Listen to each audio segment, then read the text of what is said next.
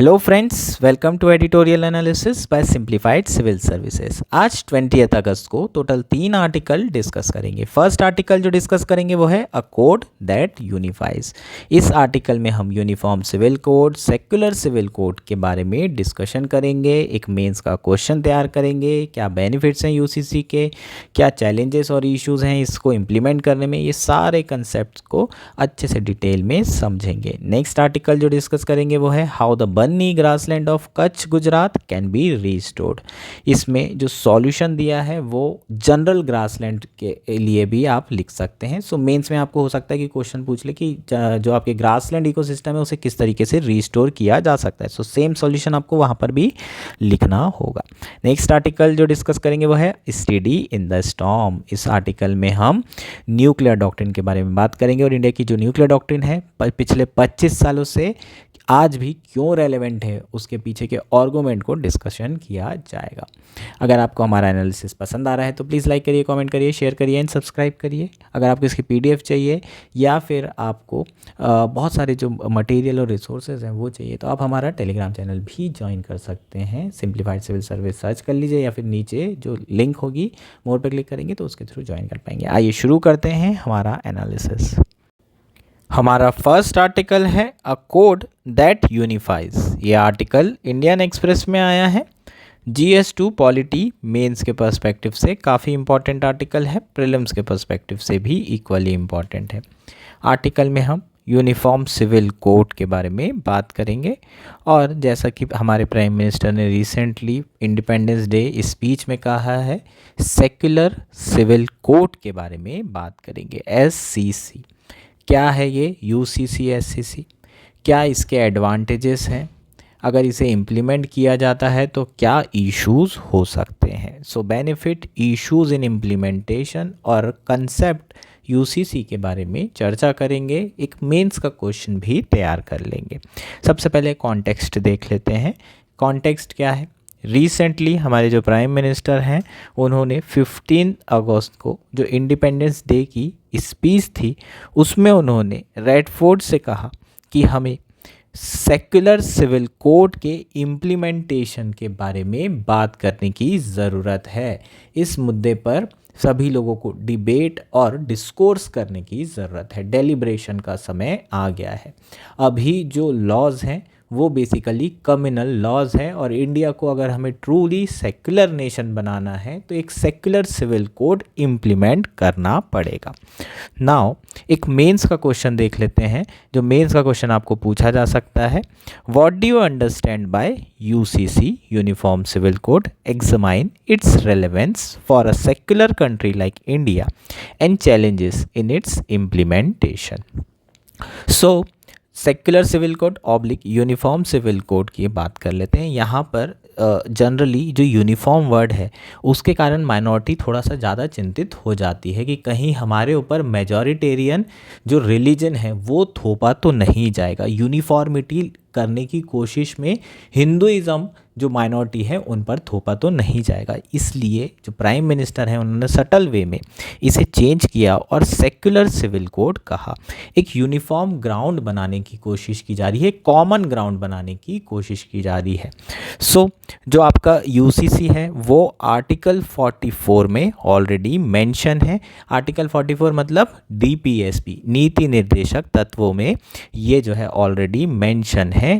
ठीक, गोवा एकमात्र ऐसा स्टेट है जहां पर अभी यूनिफॉर्म सिविल कोड इम्प्लीमेंट हो रहा है। एक्चुअल में UCC है क्या? बेसिकली जो UCC है it's a proposal to replace the personal law of various religious communities with a common set of laws for all citizen. UCC के अंदर जितने भी पर्सनल लॉज हैं जो कि अलग अलग रिलीजियस कम्युनिटी प्रैक्टिस कर रही हैं उन सब को रिप्लेस करके एक कॉमन सेट ऑफ लॉज बनाए जाएंगे। UCC means that all section of the society irrespective of their religion to be treated equally according to national civil code which shall be applicable to all uniformly। इसका मतलब क्या है? आपका religion कुछ भी हो सकता है, आप हिंदू हो सकते हैं, मुस्लिम हो सकते हैं, लेकिन आप जो है अपने पर्सनल लॉ के हिसाब से जो पर्सनल कस्टम है उसके हिसाब से मैरिज प्रैक्टिस नहीं कर पाएंगे। जो कॉमन सिविल कोड है, जो यूनिफॉर्म सिविल कोड है, उसी के हिसाब से आप जो है मैरिज कर पाएंगे। फॉर एग्ज़ाम्पल हिंदू लोगों में जो एज है वो 18 वर्ष है लड़कियों की शादी की, वहीं मुस्लिम में ये एज 15 साल है। क्योंकि अलग अलग लॉज जो है यहाँ एप्लीकेबल हो रहे हैं, पर्सनल लॉ एप्लीकेबल हो रहे हैं। यहाँ पर हिंदू सक्सेशन एक्ट और यहाँ पर शरीयत लॉ 1937। सो अलग अलग लॉ हैं अलग अलग रिलीजन के हिसाब से। तो बहुत सारे जो सिविल इश्यूज़ हैं, सिविल इश्यूज़ का मतलब क्या होता है, marriage, divorce, maintenance, inheritance, adoption और सक्सेशन ऑफ प्रॉपर्टी, इस तरह के जितने भी सिविल मैटर होंगे उस पे एक कॉमन सिविल कोड बनाया जाएगा और रेगुलेट किया जाएगा। अलग रिलीजन के हिसाब से अलग मैरिज की एज नहीं होना चाहिए, अलग तरीके से डाइवोर्स नहीं होना चाहिए, सबकी प्रोसेस सेम होनी चाहिए। और ऐसा कई बार जो अलग दूसरे रिलीजन हैं वो इस तरह की डिमांड भी करते हैं, जैसे कि पॉलीगेमी है मुस्लिम्स में, है ना, तो वो एक से अधिक पत्नियां रख सकते हैं, लेकिन हिंदू में नहीं है, क्रिश्चियन में नहीं है। सो एक कॉमन जो है लॉ बना दिया जाएगा, एक बीवी का हो सकता है, दो बीवी का हो सकता है, तीन का हो सकता है, या जो भी कॉमन ग्राउंड होंगे वो एक कॉमन लॉ बनाया जाएगा। वैसे तो पॉलीगेमी को हटाया ही जाएगा और हर जो पर्सन है उनकी एक ही वाइफ हो सकती है, क्योंकि ये जेंडर जस्टिस का इशू है। चीज़ें क्लियर है। सो ये हमारा क्या है, यूनिफॉर्म सिविल कोड है। ये डीपीएसपी में क्यों रखा गया, क्योंकि उस समय रिलीजन के नाम पर देश का बंटवारा हुआ था और वो सही वक्त नहीं था। और हम जानते हैं कि डीपीएसपी जस्टिशिएबल नहीं है, इसे एनफोर्स नहीं किया जा सकता। ऑब्वियसली ये जो है, जो सरकार हैं, जो गवर्नमेंट है, उसके गवर्नेंस में हेल्प करता है, मॉरल ऑब्लिगेशन है एक तरीके से। जब सरकार को लगेगा, जब आने वाले समय में गवर्नमेंट को लगेगा कि समय आ गया है कि यूनिफॉर्म सिविल कोड को इम्प्लीमेंट किया जाए, तब जो है इसको यूसीसी को लाया जाएगा। इसलिए इसे आर्टिकल 44 में रखा गया है। चीज़ें लॉजिक एकदम क्लियर है। नाउ पहले इससे रिलेटेड जो बेनिफिट्स हैं उसे डिस्कस कर लेते हैं और उसके बाद जो इश्यूज होंगे उसे डिस्कस करेंगे। It results into national integration and true secularism by creating common identity। एक कॉमन आइडेंटिटी हो जाएगी। ऐसा नहीं होगा कि आप किसी रिलीजन के हैं तो आप अलग लॉ प्रैक्टिस कर रहे हैं, अलग तरीके से गवर्न हो रहे हैं। एक ही देश में सारे के सारे लोग एक ही लॉ के अंदर रहेंगे। सो एक कॉमन आइडेंटिटी क्रिएट होगी जिससे नेशनल इंटीग्रेशन होगा और जो सेक्युलरिज्म है वो ट्रू एस्पेक्ट में प्रैक्टिस हो पाएगा। दूसरा बेनिफिट क्या है, जेंडर जस्टिस एंड इक्वालिटी, है ना। जैसे कि अभी मैंने आपको पॉलीगेमी का बताया कि एक जो पुरुष है वो 4 महिलाओं से शादी कर रहा है एक पर्टिकुलर रिलीजन में रह करके। सो यहाँ पर जेंडर जस्टिस का इशू है। तलाक की भी बात करें तो मुस्लिम्स में तलाक देने का जो अधिकार है वो केवल और केवल पति को है। इसके बाद इंस्टेंटेनियस ट्रिपल तलाक का इशू था जिसे सुप्रीम कोर्ट ने अनकॉन्स्टिट्यूशनल बता दिया था। सो ये जो अलग अलग प्रोसेस है ना, अलग अलग लॉज के अंदर, ये पर्सनल लॉज के अंदर जो मैरिज से रिलेटेड इशू हैं, इनके कारण जेंडर जस्टिस का इशू बार बार आता है। ये सारे के सारे लॉ क्या हैं, डिस्क्रिमिनेटरी हैं, जो पर्सनल लॉ प्रैक्टिस किए जा रहे हैं।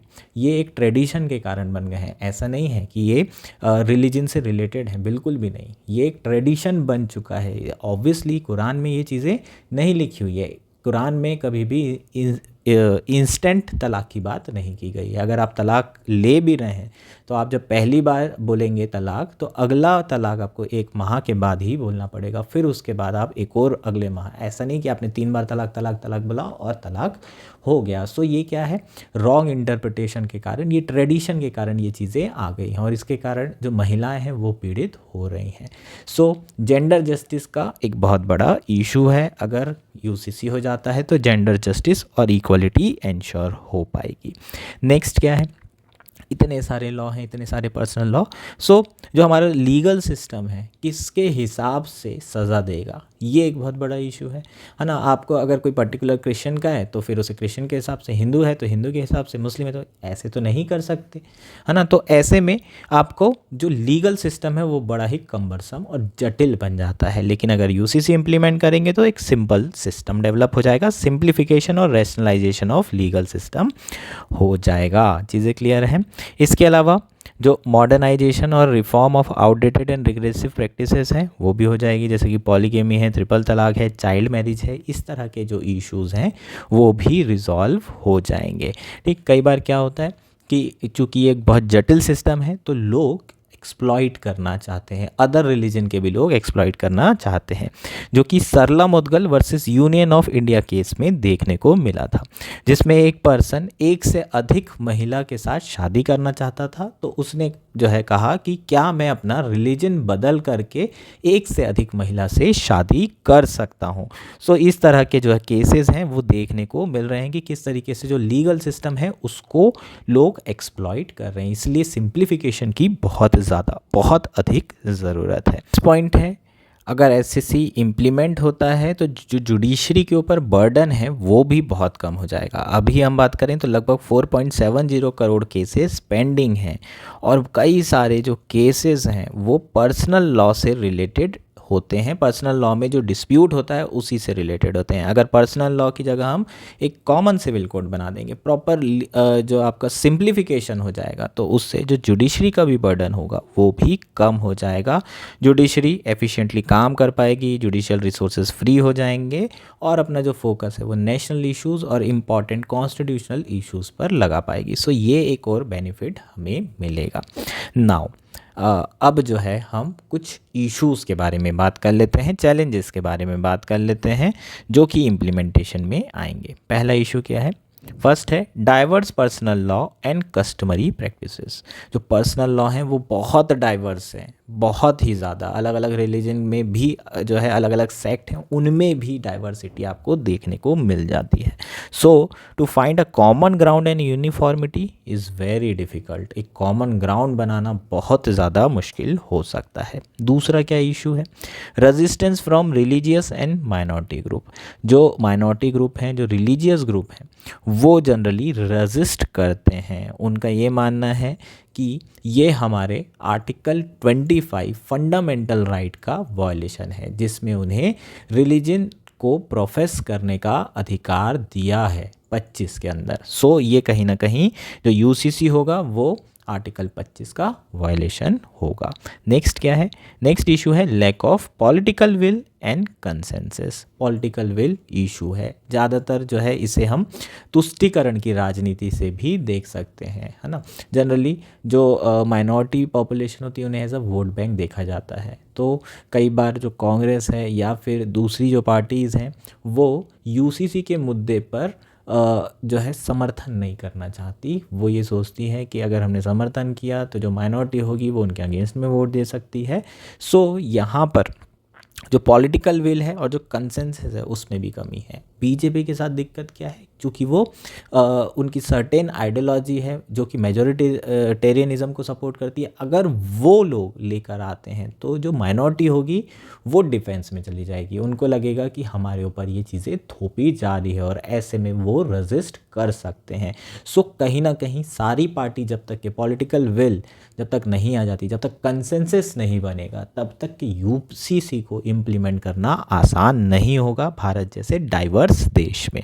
नेक्स्ट क्या है? एप्रीहेंशंस दैट यूसीसी में प्रोवोक कम्युनल टेंशन। बिल्कुल यार, यूसीसी अगर फोर्स किया गया तो हो सकता है कि कम्युनल टेंशंस भी बढ़ जाए और सोसाइटी में कन्फ्लिक्ट भी बढ़ जाए और पीस ख़त्म हो जाए।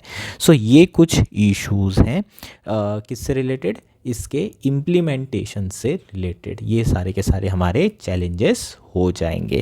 ठीक, अब आप कंक्लूजन लिख सकते हैं, 2-3 चीज़ें लिख सकते हैं कंक्लूजन में। अगर आपको डायरेक्टली ये पूछ लिया जाए कि किस तरीके से एससीसी या यूसीसी के इम्प्लीमेंटेशन से जेंडर जस्टिस इंश्योर होती है, तो आप वहाँ पर क्या लिखेंगे? ये कोटेशन लिखेंगे भीमराव अंबेडकर जी का, जिसमें उन्होंने कहा था, I measure the progress of community by a degree of progress which women have achieved. क्या बोल रहे हैं? भीमराव अंबेडकर जी कि किसी भी कम्युनिटी की प्रोग्रेस कैसे मेजर की जा सकती है कि वहाँ की महिलाओं ने कितना अचीव किया है। और जो एससीसी है, जो यूसीसी है, ये एक वाइटल स्टेप है टूवर्ड्स दिस विजन। अगर हम ये इम्प्लीमेंट करते हैं तो जेंडर जस्टिस इंश्योर होगी और भीमराव अंबेडकर जी का जो विजन है वो भी फुलफिल होगा। सो ये कोटेशन आपको लिखना है, कंक्लूजन में आप इसका इस्तेमाल करेंगे, बहुत बढ़िया कंक्लूजन इससे बन सकता है। इसके अलावा हम जो आर्टिकल है 44 उसका भी यूज़ कर सकते हैं। ये भी लिख सकते हैं कि SSC is not merely a policy choice but it is a constitutional duty under article 44। सी, यहाँ पर आप क्या कर सकते हैं, आप ये भी लिख सकते हैं कि ये सिर्फ और सिर्फ पॉलिसी चॉइस नहीं है, ये कॉन्स्टिट्यूशनल मैंडेट है जिसे सरकारों को फुलफिल करना है। और चूंकि कॉन्स्टिट्यूशनल मैंडेट है इसलिए सेक्रेड हो जाता है, इसलिए इसे इम्प्लीमेंट करने की ज़रूरत है। नेक्स्ट आप कंक्लूजन क्या लिख सकते हैं, एज प्राइम मिनिस्टर मोदी, नाम नहीं लिखेंगे, है ना, जब भी कंक्लूजन लिखेंगे नाम नहीं लिखेंगे, बस लिखेंगे as prime minister rightly pointed out the implementation of SCC oblique UCC it not just a legal necessity, it is a moral imperative. Moving beyond outdated and divisive personal law is essential to achieving the constitutional values of India, where all citizens are treated equally under the law. So ये भी आप line लिख सकते हैं, ये line भी अच्छी है, इसे भी कंक्लूजन की तरह यूज़ किया जा सकता है। इसके अलावा आप एक और चीज़ लिख सकते हैं, अगर आपका क्वेश्चन जो है इस तरीके से फ्रेम किया है कि उसमें ये हो सकता है कि कहा जाए कि यूसीसी की या एससीसी की इतनी ज़्यादा रिक्वायरमेंट नहीं है, इस केस में आपका कंक्लूजन क्या होगा, इस केस में आप लॉ कमीशन की रिकमेंडेशन की बात करेंगे। रिसेंटली 2018 में लॉ कमीशन से पूछा गया था कि क्या इंडिया में ज़रूरी है यूसीसी, या फिर यूसीसी के जो इम्प्लीमेंटेशन है उसकी फिजिबिलिटी पर क्वेश्चन उठाया गया था और पूछा गया था कि लॉ कमीशन इस पे आंसर करे। तो लॉ कमीशन ने क्या कहा था, UCC is neither necessary nor desirable at this stage. UCC ने लॉ कमीशन ने कहा था कि ना ही यूसीसी नेसेसरी है और ना ही डिज़ायरेबल है। The commission stress on effort to reconcile the country's diversity with universal arguments on human rights.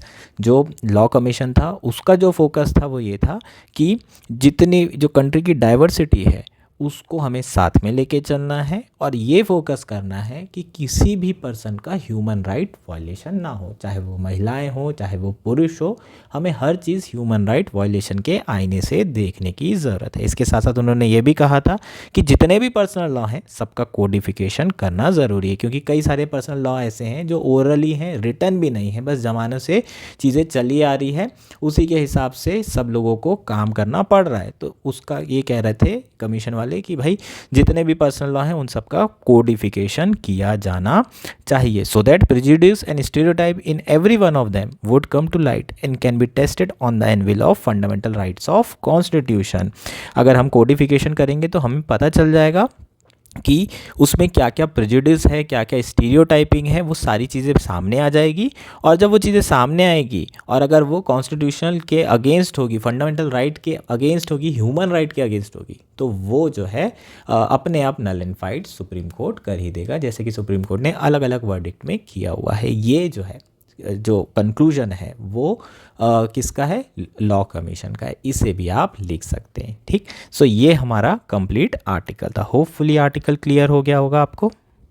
हमारा नेक्स्ट आर्टिकल है how the Banni grassland of Kutch Gujarat can be restored. ये आर्टिकल द हिंदू में आया है, GS3 एनवायरनमेंट मीन्स के perspective से, GS1 geography के perspective से काफ़ी इंपॉर्टेंट आर्टिकल है, प्रीलिम्स के पर्सपेक्टिव से इक्वली इंपॉर्टेंट, इनफैक्ट प्रीलिम्स के पर्सपेक्टिव से कहीं ज़्यादा इंपॉर्टेंट आर्टिकल है। जो बन्नी ग्रासलैंड है कच्छ की, वो बहुत समय से न्यूज़ में, बहुत ज़्यादा ये डिग्रेड हो रही है, उसी के कारण न्यूज़ में थी।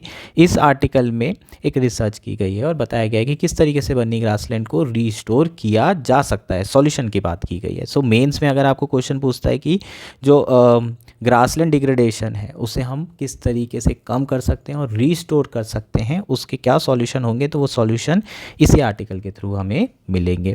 दूसरा, आपको प्रीलिम्स में बन्नी ग्रासलैंड के ऊपर भी क्वेश्चन आ सकता है। हमारे जो प्राइम मिनिस्टर हैं वो इसी रीजन से आते हैं, तो ये आपको प्री में पूछने के चांसेस भी बहुत अधिक हैं, है ना। डायरेक्टली आपको बन्नी ग्रासलैंड के बारे में आ सकता है। ना शुरू कर लेते हैं ग्रासलैंड के बारे में। तो आप जानते हैं जो घास के मैदान होते हैं उसे ग्रासलैंड बोलते हैं यार। Grasslands are one of the largest ecosystem in the world. Grassland is an area where the vegetation is dominated by grasses. तो जो जहाँ पर ग्रास ही ग्रास होगी, जहाँ पर घास ही घास होगी, उस इकोसिस्टम को ग्रासलैंड इकोसिस्टम बोलते हैं। जनरली कहाँ पाए जाते हैं? अब पेड़ तो होंगे तभी जब बहुत सारा पानी गिरेगा, ट्रॉपिकल रेन फॉरेस्ट, बहुत ज़्यादा पानी गिरता है। तो ये जनरली ग्रासेस कहाँ होती है? जहाँ पर पेड़ पौधे नहीं होते हैं इतने ज़्यादा। जनरली जो सूखी जगह होती है, अरिड और सेमी अरिड रीजन, यहाँ पर ये डिस्ट्रीब्यूटेड होते हैं। आप एग्जाम्पल जानते हैं ऑलरेडी, इंडिया में सवाना पाई जाती है, बुग्याल्स उत्तराखंड में पाए जाते हैं, ये सब एग्जाम्पल हैं। बाकी आप इसके अलावा वो भी जानते हैं जो ऑल ओवर वर्ल्ड जाते हैं, जैसे स्टेपीज़ हो गया, पंपास हो गया, डाउन्स हो गया, ये सब आपके ग्रासलैंड इकोसिस्टम के एग्जाम्पल हैं। They harbour a large number of unique and iconic species, है ना। तो ऑब्वियसली जो घास के मैदान होते हैं यहाँ पर भी यूनिक स्पीशीज़ हमें मिलती है। And offer a variety of material and intangible advantages to people. लोगों के लिए तो हमेशा कुछ ना कुछ प्रकृति एडवांटेज प्रोवाइड करती ही करती है। इसके अलावा इकोसिस्टम सर्विस भी देती है, जैसे कि कार्बन स्टोरेज काम आता है बिल्कुल। ये जितनी घास के मैदान रहेंगे इसमें कार्बन स्टोरेज भी अच्छा खासा होता है। इसके अलावा क्लाइमेट मिटिगेशन और पॉलिनेशन, इन सारे पर्पस के लिए जो आपकी ग्रासलैंड है वो बहुत ज़्यादा इम्पॉर्टेंट इकोसिस्टम होता है। जैसे कि बाकी डाइवर्सिटीज़ हैं, बाकी बायोडाइवर्सिटीज़ हैं, उसी तरीके से जो आपके ग्रासलैंड इकोसिस्टम है वो भी डिग्रेडेशन की प्रॉब्लम फेस कर रहे हैं। उसके अलग अलग रीजंस हो सकते हैं, जैसे कि डिफॉरेस्टेशन, कटाई कर दी, एग्रीकल्चर लैंड में कन्वर्ट कर दिया, ओवरग्रेजिंग, बहुत ज़्यादा जो है आप पशुओं को यहाँ चराने पहुँच गए तो पूरी घासें ख़त्म हो गई, तो जो ग्रासलैंड है वही ख़त्म हो गई। एग्रीकल्चर कर रहे हैं, अर्बनाइजेशन कर रहे हैं, है ना। आप अर्बन एरिया, अगर अर्बन एरिया बढ़ाते हैं, विस्तार करते हैं, तो लैंड चाहिए, तो ग्रासलैंड ही तो आप यूज़ करेंगे उसके लिए। और इसके अलावा भी नेचुरल और ह्यूमन मेड अलग अलग रीजंस हैं जिसके कारण जो ग्रासलैंड है उसका धीरे धीरे डिग्रेडेशन हो रहा है। अगर हम बात करें दुनिया में जितनी भी ग्रासलैंड है उसमें से 50%, 49% के आसपास जो ग्रासलैंड है वो डिग्रेडेशन एक्सपीरियंस कर रही है। नाउ इंडिया की बात कर लेते हैं। यहाँ तो अपन ने कंसेप्ट की बात कर ली, प्रॉब्लम की बात कर ली। अब इंडिया में लगभग 8 लाख स्क्वायर किलोमीटर एरिया में ग्रासलैंड फैली हुई है। टोटल लैंड एरिया का कितना प्रतिशत? 24% एरिया में ग्रासलैंड है। They are increasingly threatened by agriculture conversion. जैसे जैसे लैंड को, एग्रीकल्चर लैंड को एक्सपांड किया जा रहा है, ग्रासलैंड ख़त्म होते जा रहे हैं। इसके अलावा ट्री बेस्ड प्लांटेशन प्रोजेक्ट, है ना। बहुत सारी इंडस्ट्री को क्या किया जाता है, बोला जाता है कि अगर हम आपको ये लैंड दे रहे हैं तो आप इतने ही पेड़ किसी और ज़मीन पर लगाएंगे। और किस ज़मीन पे लगाते हैं जनरली? वो जो कि ग्रासलैंड इकोसिस्टम की लैंड होती है। तो ऐसे में जो ग्रासलैंड एरिया है उसे कन्वर्ट किया जा रहा है ट्री बेस्ड प्लांटेशन प्रोजेक्ट्स के थ्रू। इसके अलावा इन्वेसिव स्पीशीज़ के कारण डिग्रेडेशन देखने को मिल रहा है। मेगा डेवलपमेंट प्रोजेक्ट्स के कारण जो लैंड है वो एक्वायर हो रही है और ग्रासलैंड डिग्रेड हो रही है। ये सारे कुछ रीजंस हैं इंडिया की, अगर हम बात करें पर्टिकुलरली, है ना। सेम ही रीजंस हैं almost. The issue is exacerbated by a strong bias of government and non profit organisation for conservation and protection of forest. और जो डिग्रेडेशन, ग्रासलैंड डिग्रेडेशन का इशू है ये और भी ज़्यादा बढ़ता जा रहा है, क्योंकि जो सरकार है और नॉन प्रॉफिट एनवायरमेंटल ऑर्गेनाइजेशन है उनका सारा फोकस किस पे है? Conservation and protection of forest के। हर इकोसिस्टम यूनिक है और हर इकोसिस्टम इम्पॉर्टेंट है, लेकिन सरकार ज़्यादा फोकस किस पे कर रही है? फॉरेस्ट के ऊपर। सो अगर कोई ग्रासलैंड है तो बोले कन्वर्ट कर दो, यहाँ पर ऐसे करो, पेड़ लगा दो, बड़े बड़े पेड़ लगा दो, फॉरेस्ट बना दो यहाँ पर, ठीक है। तो ज़्यादा बेनिफिट मिलेगा, लेकिन हर इकोसिस्टम इम्पॉर्टेंट है क्योंकि वो नेचुरली ग्रोन इकोसिस्टम है। आर्टिफिशियली ग्रोन इकोसिस्टम आपका ज़्यादा समय तक सर्वाइव नहीं करेगा। समझ में आएगा? नाउ अपन बन्नी ग्रासलैंड के बारे में डिटेल में बात करते हैं। The Kutch district in Gujarat in the western part of the country houses one of the largest track of grassland in the country, popularly known as Banni grassland. It once covered an area of approximately 3,800 square kilometer, but it has now decreased to about 2,600 square kilometre, ठीक। सो जो आपका गुजरात का Kutch area है वो एक सबसे बड़ा largest track था ग्रासलैंड का। लगभग 3600 स्क्वायर किलोमीटर एरिया में यहाँ ग्रासलैंड हुआ करती थी, जिसे बन्नी ग्रासलैंड कहा जाता है। लेकिन ये एरिया धीरे धीरे कम होता जा रहा है, डिग्रेडेशन होता जा रहा है और अब केवल 2600 स्क्वायर किलोमीटर एरिया में ये ग्रासलैंड पाई जाती है। In a new study, researcher at the development of earth and environment science in Kranti Guru Shyamji Krishna Verma, Kutch University in Bhuj, have assessed the suitability of different areas of Banni for sustainable grassland restoration and considering ecological value to be the primary criteria.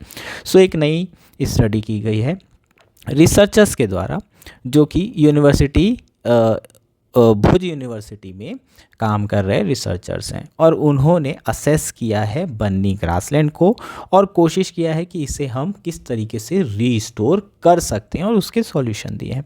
उन्होंने सबसे पहले क्या किया, बन्नी grassland को 5 categories में divide किया depending on how suitable each zone was for restoration. Basically जो बन्नी grassland है जो बहुत ज़्यादा डिग्रेड हो गई है, जिसके चांसेस बहुत कम है, उसे एक कैटेगरी में, जो बहुत ज़्यादा सुटेबल है, बहुत आसानी से रीस्टोर हो जाएगी, उसे एक कैटेगरी में।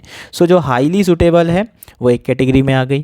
इसके बाद जो सिर्फ सुटेबल है वो एक कैटेगरी में, मॉडरेटली सुटेबल है वो एक कैटेगरी, मार्जिनली सुटेबल एक कैटेगरी, और not suitable at all for restoration वो एक कैटेगरी।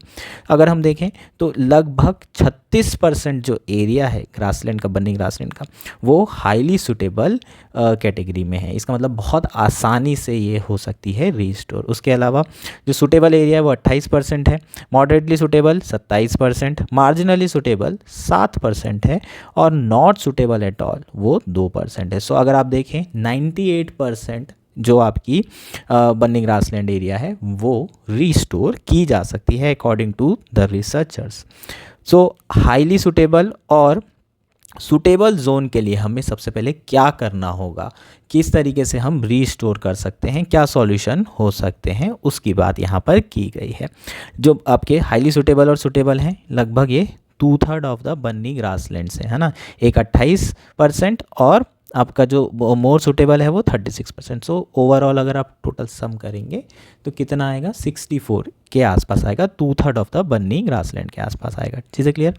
इसको बहुत आसानी से क्या कर सकते हैं, रीस्टोर कर सकते हैं। बस आपको क्या करना होगा, एडिक्वेट वाटर रिसोर्सेज प्रोवाइड करने पड़ेंगे, आइदर थ्रू इरिगेशन और रेन वाटर हार्वेस्टिंग, है ना, क्योंकि ये अरिड एरिया है। अगर यहाँ आपने इरिगेशन फैसिलिटी भी बना दी, एडिक्वेट वाटर फैसिलिटी भी प्रोवाइड कर दी, तो काम बन जाएगा आपका। 66% के आसपास जो बन्नी ग्रासलैंड है वो ऐसे ही सिर्फ पानी की अवेलेबिलिटी से ही रीस्टोर हो जाना है। Grassland expansion should also not be much difficult in third moderately suitable zone. जो मॉडरेटली सुटेबल जोन है उसमें भी उतनी दिक्कत आपको नहीं आने वाली है। Marginally suitable and not suitable zones can also be manage through intervention such as terracing with supplementary inputs like fertilizer and by protecting from high water runoff and erosion and soil intrusion, the researchers said. Even though marginally suitable land and the not suitable zones of Banni grassland can also be restored through intervention. क्या intervention कर सकते हैं हम, terracing कर सकते हैं, है ना। ऐसे आप छोटे छोटे टेरेस टाइप के आपको बनाना होता है। टेरेसिंग जनरली पहाड़ों में होती है ना, एक अलग अलग आप स्टेप बाय स्टेप पहाड़ों में लेयर्स ही बना देते हैं, उसे हम टेरेसिंग बोलते हैं। तो टेरेसिंग के थ्रू किया जा सकता है। आपको छोटे छोटे एरिया में यहाँ पर आपको पेड़ लगाने होंगे, उसके साथ साथ आपको इनपुट का भी इस्तेमाल करना पड़ेगा। इन पेड़ों के लिए फर्टिलाइज़र का इस्तेमाल करना पड़ेगा, तभी ये पेड़ जल्द से जल्द उग पाएंगे। इसके अलावा और क्या करना है आपको, इन टेरेसिंग एरियाज़ में जब आप पेड़ लगाएंगे तो कोई सॉइल इरोजन नहीं होना चाहिए, इसका आपको ध्यान रखना है। दूसरा, यहाँ पर जो अल्कलाइन एरिया है ना, सेमी एरिड एरिया है, बहुत ज़्यादा इवेपोरेशन होता है तो सॉल्ट आ जाती है आपकी सॉइल में, तो सॉल्ट जमा ना हो, सॉल्ट इंट्रूजन ना हो, इसका ध्यान रखना है। तभी इन एरियाज़ में जो ग्रासलैंड होगी वो दोबारा रीस्टोर हो पाएगी। चीज़ें क्लियर है? ये आपका क्या हो जाएगा, लगभग इतना ही इंपॉर्टेंट आर्टिकल है। इसी के थ्रू आप जो है अपने सॉल्यूशन लिख सकते हैं, किस तरीके से हम क्या कर सकते हैं, जो डिग्रेडेड ग्रासलैंड है ऑल ओवर द कंट्री उसे अलग अलग जोन में डिवाइड कर लिया और फिर सुटेबिलिटी के हिसाब से उसमें इंटरवेंशन किया। चीज़ें क्लियर है? सो जो आपके ये ग्रासलैंड है बहुत इंपॉर्टेंट होती है, जैसे कि ग्रेट इंडियन बस्टर्ड है, बंगाल फ्लोरिकन है, ये ऐसी स्पीशीज़ है जो कि सिर्फ और सिर्फ कहाँ पर ब्रीड करती हैं, ग्रासलैंड एरिया में करती हैं। और अगर ग्रासलैंड्स अगर धीरे धीरे ख़त्म हो जाएंगे एंथ्रोपोजेनिक एक्टिविटीज़ के कारण, तो ये जो बायोडाइवर्सिटी है वो भी खतरे में पड़ सकती है। इकोसिस्टम सर्विसेज जो प्रोवाइड कर रहे हैं वो भी नहीं मिल पाएगी जो ग्रासलैंड इकोसिस्टम आपका प्रोवाइड कर रहा है। सो ऑब्वियसली गवर्नमेंट एजेंसीज़ और जितने भी स्टेक होल्डर हैं उन्हें अर्जेंटली एक साथ मिलकर काम करना होगा ताकि कंजर्व किया जा सके इस ग्रासलैंड को, इकोसिस्टम को, फॉर फ्यूचर जनरेशन। चीज़ें क्लियर है क्या? ये कंप्लीट आर्टिकल था, होपफुली आर्टिकल क्लियर हो गया होगा।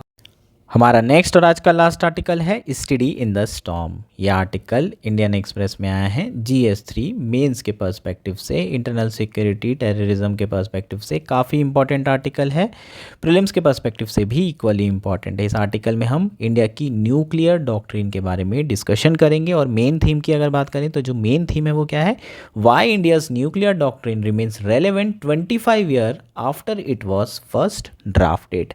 25 साल के बाद भी क्यों इंडिया की जो न्यूक्लियर डॉक्ट्रिन है वो आज भी रेलेवेंट है और इसे चेंज करने की ज़रूरत नहीं है। हम जानते हैं ऑलरेडी 1998 में इंडिया ने न्यूक्लियर टेस्ट किया था और उसी के साथ इंडिया ने अपनी नो फर्स्ट यूज़ की डॉक्ट्रिन डिक्लेयर कर दिया था।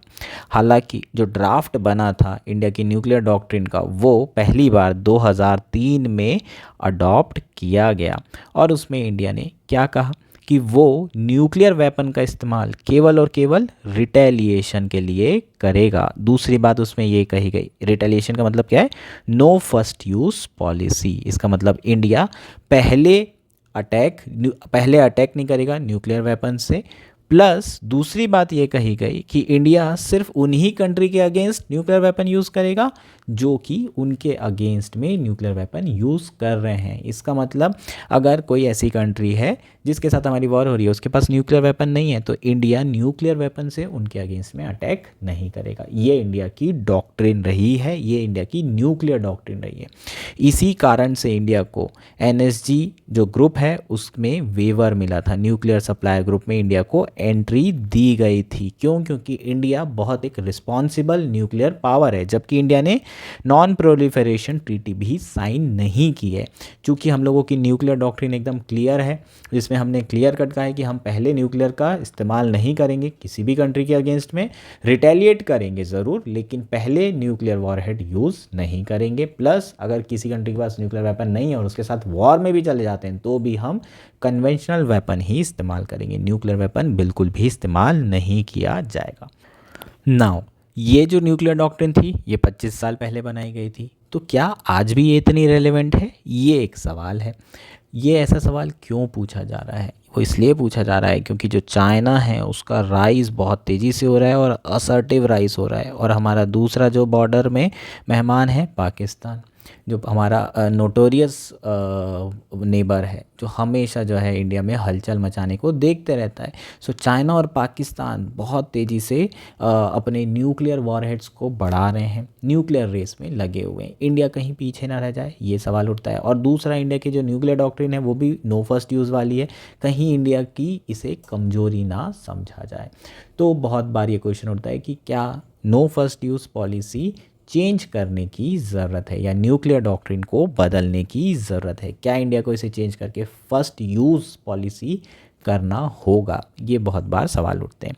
स्पेशली अगर पाकिस्तान की बात करें तो पाकिस्तान बहुत सारे टैक्टिकल न्यूक्लियर वेपन तैयार कर रहा है। टैक्टिकल न्यूक्लियर वेपन का मतलब क्या होता है? ये छोटे छोटे न्यूक्लियर वेपन हैं जो कि अगर वॉर होती है तो वॉर में इस्तेमाल किए जा सकते हैं। इनका जो असर होता है वो लिमिटेड एरियाज़ में होता है। लेकिन इंडिया ने इसके अगेंस्ट में क्लियर करके रखा है कि अगर आप वेपन, चाहे आप कन्वेंशनल न्यूक्लियर वेपन यूज़ करें चाहे आप टैक्टिकल न्यूक्लियर वेपन यूज़ करें, द मोमेंट आपने न्यूक्लियर वेपन यूज़ किया, हम लोगों के पास तो एक ही है, वो बड़ा वाला है, और वो पूरी की पूरी सिटी को ख़त्म कर देगा, नस्त नाबूद कर देगा। तो आपने टैक्टिकल यूज़ किया चाहे आपने कोई भी यूज़ किया, अगर मोमेंट आपने न्यूक्लियर वेपन यूज़ किया, हम लोगों की न्यूक्लियर डॉक्ट्रिन बोलती है हम रिटेलिएट कर सकते हैं और कन्वेंशनल वेपन से करेंगे, पूरी की पूरी सिटी को ख़त्म कर देंगे।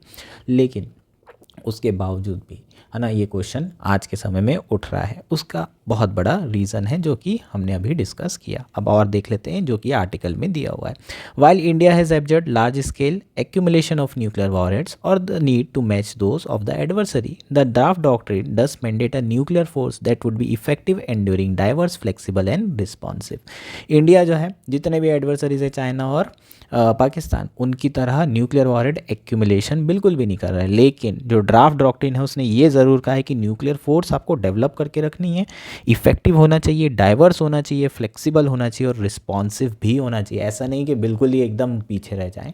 अगर सामने वाले के पास 300 वॉरहेड है तो अपने पास 150 तो होना चाहिए, 160 170 तो होना चाहिए। इफेक्टिव आपके पास डिटरेंस होना चाहिए।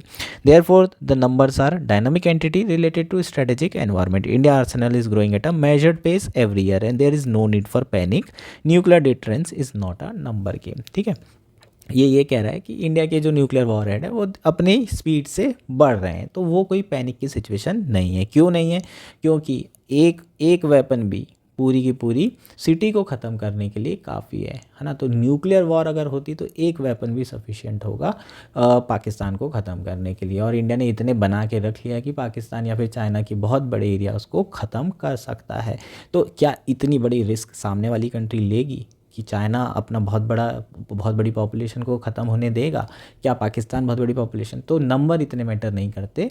अगर आपके पास है न्यूक्लियर वेपन तो वो अपने आप में डिटरेंस का काम करेगा, वो अपने आप में रोकेगा इनको कि भाई हमने अगर एक फोड़ा तो कहीं सामने वाला 4 ना फोड़ दे। सो हमारी जो पॉलिसी है बाय एंड लार्ज ठीक ठीक लग रही है।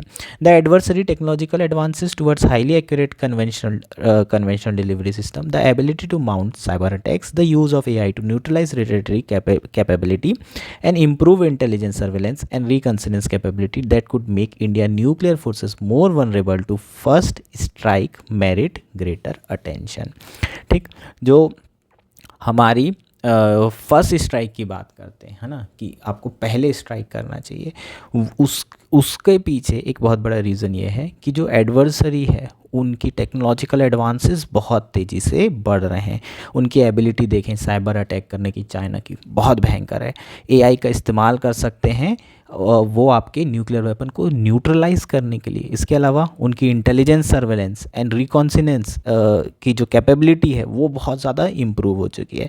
तो कहीं ना कहीं ये कहा जाता है कि आपको फर्स्ट स्ट्राइक करना चाहिए, है ना। आप अगर रिटेलिएट करते हैं और सामने वाला पूरी तरीके से तैयार है इन सारी चीज़ों को लेकर के, तो फिर आपको बहुत ज़्यादा नुकसान हो सकता है। सो आपको एक सरप्राइज़ पैकेज की ज़रूरत होगी। पर ये सारे टेक्नोलॉजिकल एडवांसेस तो इंडिया भी डेवलप कर सकता है और इंडिया को ये टेक्नोलॉजिकल एडवांसेस पे काम करने की ज़रूरत है। अपनी न्यूक्लियर डॉक्ट्रिन को चेंज करने की ज़रूरत नहीं है। अगर हम भी साइबर अटैक कर पाएँ, हमारे पास भी आर्टिफिशियल इंटेलिजेंस और टेक्नोलॉजी हो कि उनके फर्स्ट स्ट्राइक को हम न्यूट्रलाइज कर पाएँ, तो सामने वाला डरेगा स्ट्राइक करने से। सो हमें ये टेक्नोलॉजिकल एडवांसेस पे ज़्यादा फोकस करने की ज़रूरत है, न्यूक्लियर डॉक्ट्रिन को चेंज करने की ज़रूरत बिल्कुल भी नहीं है। बहुत सारे लोग बोलते हैं कि नो फर्स्ट यूज़ को हटा दो, फर्स्ट स्ट्राइक को ले आओ, पर अगर फर्स्ट स्ट्राइक वाला जो आर्गूमेंट है अगर वो हमें चाहिए तो उसके लिए हमें बहुत सारी चीज़ों की ज़रूरत पड़ेगी। कैसी ज़रूरत पड़ेगी? जैसे कि आपके पास एक्यूरेट न्यूक्लियर डिलीवरी सिस्टम होना चाहिए, वो भी लार्ज नंबर में, क्योंकि जब आप फर्स्ट स्ट्राइक करेंगे तो सामने वाला रिटेलिएट भी करेगा। आपको सामने वाले के जितने भी न्यूक्लियर वॉरहेड, जितने भी न्यूक्लियर वेपन्स हैं, आपको सबको फोड़ना पड़ेगा। उसके लिए आपको highly accurate nuclear delivery system की ज़रूरत होगी कि आप उस जगह अटैक करें जहां पर ये सारी चीज़ें हों। इसके अलावा आपको ऑब्वियसली गुड ISR की भी ज़रूरत होगी। सर्वेलेंस सिस्टम अच्छा होगा, आपको पता होना चाहिए ना कि इनके सारे के सारे न्यूक्लियर वेपन रखे कहाँ हैं। अगर एक भी बच गया तो अपने को दिक्कत हो जाएगी।